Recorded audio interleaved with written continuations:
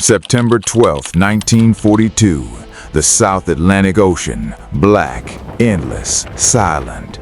A German U-boat stalks its prey beneath the waves. Another attack, another victory. But within hours, this routine hunt will turn into one of the most controversial moments of the Laconia Incident. A moment where enemies tried to save each other and were bombed for it. On the surface, cutting through the dark water, is German submarine U-156. Standing on the bridge, its commander, Werner Hartenstein. Through his periscope, he watches a silhouette in the distance, the British liner RMS Laconia. The ship moves steadily, unaware, but not invisible. Some passengers have ignored blackout orders. A few glowing windows burn in the night. To Hartenstein, they are not lights, they are targets. Angle 90 degrees, speed 14 knots, range 1,500 meters. A pause, then fire. A torpedo tears through the water. Seconds stretch into eternity. Then impact. A violent explosion rips open the ship's hull. Water erupts into the air. Before the shock can settle, another strike. Steel bends. The ship shudders. Inside, chaos ignites. Screams, running footsteps, panic. On board U-156, the radio crackles. The vessel is Laconia. Cheers erupt among the crew, a massive prize. But then, something changes, because this ship is not what it seems. As the Laconia begins to die, the ocean fills with survivors. Men, women, children. Sailors jump into the freezing black water. Lifeboats slam against the hull. Among them, able seaman Jim McLaughlin. He hesitates, then slips into the sea and swims for his life. Debris surrounds him. Voices cry out in every direction. He reaches a small raft. A familiar face pulls him up. "Give me your hand." Behind them, the Laconia's stern rises, then disappears beneath the ocean. Half a mile away, Hartenstein scans the wreckage. The sea is alive with desperate voices. Then, something unexpected. Cries for help, not in English, Italian. Confused, he orders survivors pulled aboard. Shivering men collapse onto the deck. Prisoners, Italians. Hartenstein freezes. The truth hits him. The ship he just sank was carrying Allied Italian prisoners of war. Hundreds, maybe more, along with civilians, women, children. For a moment, war stops making sense. Every instinct, every order tells him to leave. Allied forces will come.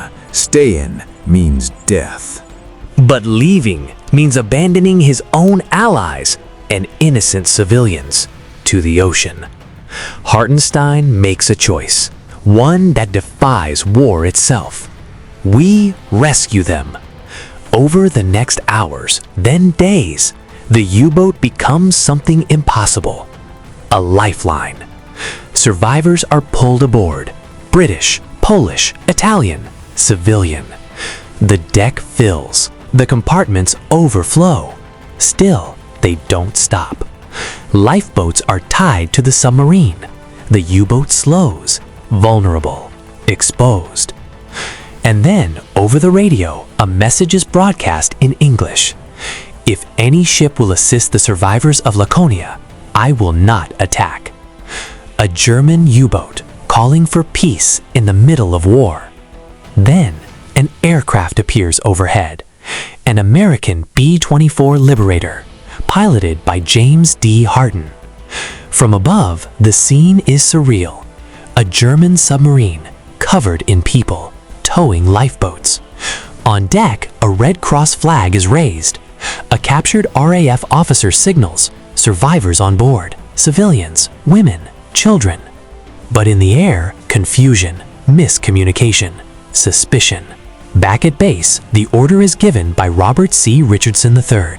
Sink the submarine.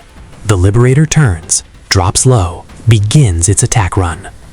On the submarine, panic erupts. Men wave their arms, shout, beg, but the plane keeps coming. Bombs fall. Explosions tear through the water. Then, a direct hit.